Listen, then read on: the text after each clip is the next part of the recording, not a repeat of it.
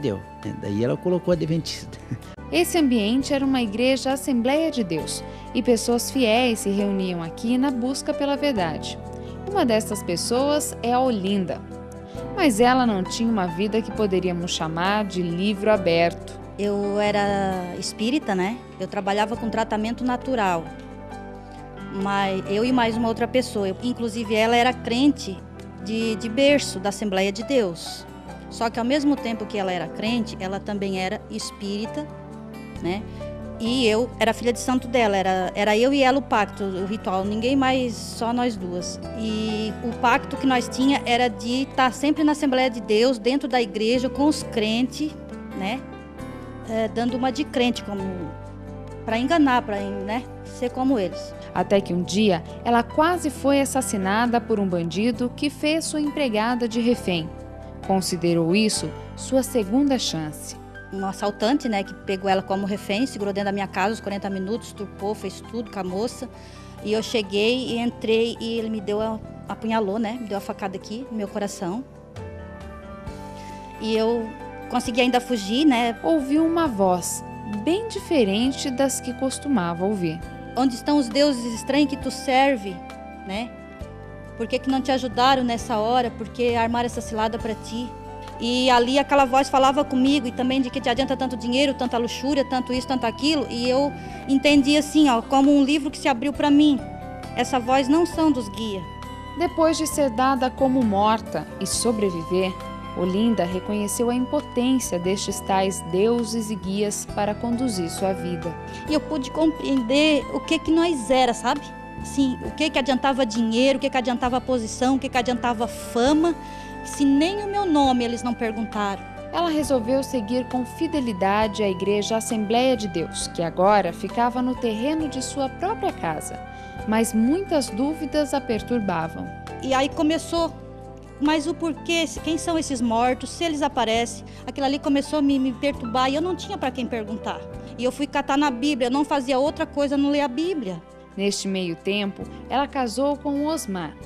Ele, que era presbítero da Assembleia de Deus há mais de 30 anos, não aceitava de forma alguma os argumentos da mulher. Não, porque eu não acreditava. O que ela dizia, eu não acreditava nada.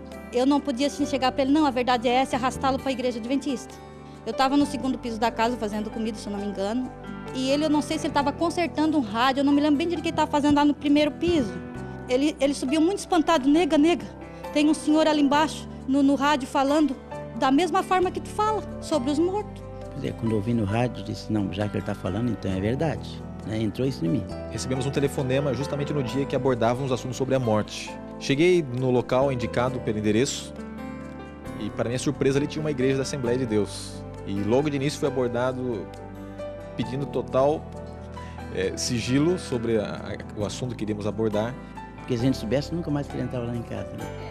Porque eu, como obreiro da igreja, a gente era instruído a fazer isso, entendeu? A não dar ouvido a essas pessoas adventistas, Jeová, essas coisas todas, a gente tem uma instrução para isso. Osmar e Olinda pregavam na Assembleia de Deus as verdades que aprendiam do pastor adventista. Nem todos aceitavam bem. Um desentendimento foi a gota d'água. Ele disse, ó, se você não tirar o dízimo no bosque do repouso, eu vou levar a placa da igreja. Ele falou para mim, disse, pastor, o que vale mais, a alma ou o dízimo? Ele disse, ó, o nosso pastor presidente, ele olha sempre para a igreja que dá dízimo. Ele disse, pastor, então o pastor pega a placa da igreja e bota nas costas porque eu vou ficar ganhando alma no bosque do repouso. A hora que eu desci a placa da igreja, não ficou mais nenhum crente da Assembleia aqui dentro. Eles saíram tudo junto, né? Mas e a placa da igreja? Como ficaria? Disse, mulher, não quero placa na igreja, eu quero um ponto de pregação e bota lá a casa de oração e deu. Daí ela colocou Adventista. Apesar disto, alguns sinceros ainda ficaram. Uma dessas pessoas é Terezinha, irmã de Olinda. O esposo, que era da Assembleia de Deus, não aceita que ela seja adventista. E ela? Não, eu queria conhecer a verdade, eu queria um bom casamento, mas se eu não posso ter as duas coisas, eu prefiro Jesus, né? Eu creio que muita gente ainda vai voltar nessa igreja aqui e conhecer a verdade. Os amigos, tudo que sair, eles vão voltar. Zelair, que também era membro da Assembleia de Deus, acredita que os antigos irmãos na fé podem voltar para a verdade.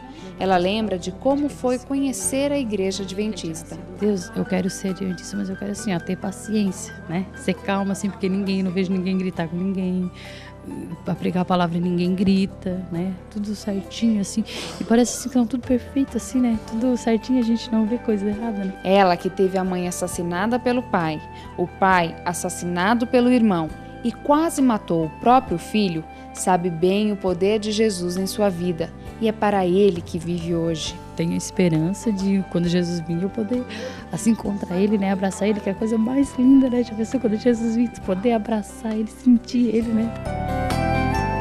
A nova igreja se caracteriza por marcante trabalho missionário. A Igreja Adventista é a igreja que tem a mensagem verdadeira e não tem dúvida disso. Ninguém precisa ter. O que eu sinto maravilhado é por conhecer a verdade de Deus e saber que Deus vem buscar uma igreja e essa igreja tem que estar preparada. Se Deus teve poder para transformar a placa da Igreja Assembleia de Deus em Igreja Adventista do Sétimo Dia, Ele tem todo o poder para mudar o coração de todos os moradores desse bairro, para que essa igreja seja uma igreja viva, uma igreja grande e poderosa pelo poder de Deus.